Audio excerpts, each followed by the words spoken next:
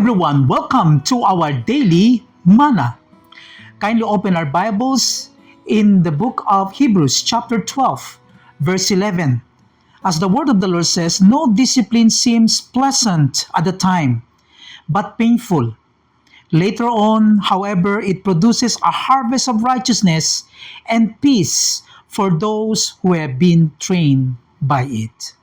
May the good Lord bless us upon the reading of His holy word. Correction is painful because it confronts our mistakes and challenges our pride. No one enjoys being told they are wrong. It touches our ego. It exposes our weaknesses. Sometimes it embarrasses us.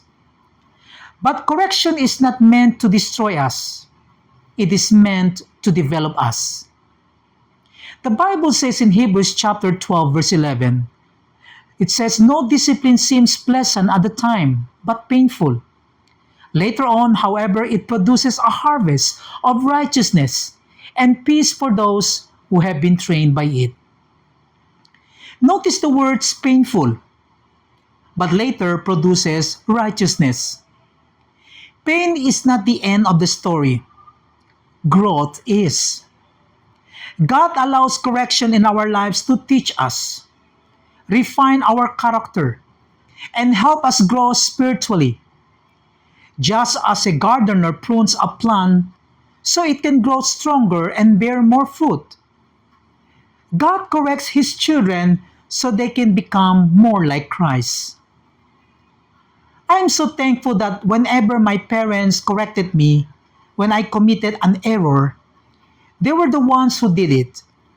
It is a blessing to have someone who loves you enough to correct you. Correction is proof of care.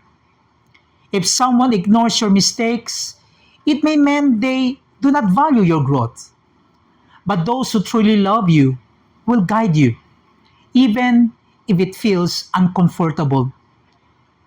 That is why we need to be thankful for our parents, mentors, pastors, and even friends who correct or rebuke us because they love us. Correction is not control. Correction is care. Silence may be comfortable, but loving rebuke builds character. In the same way, God corrects us because we are His children. His correction is not rejection. It is direction. It is not punishment to push us away, but discipline to draw us closer. When believers accept correction with humility, it produces righteousness, wisdom, and spiritual maturity. But when we reject correction, pride grows and growth stops.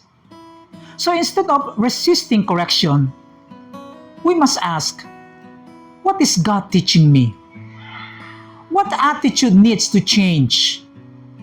What character needs refining? Correction may hurt your pride, but it heals your future.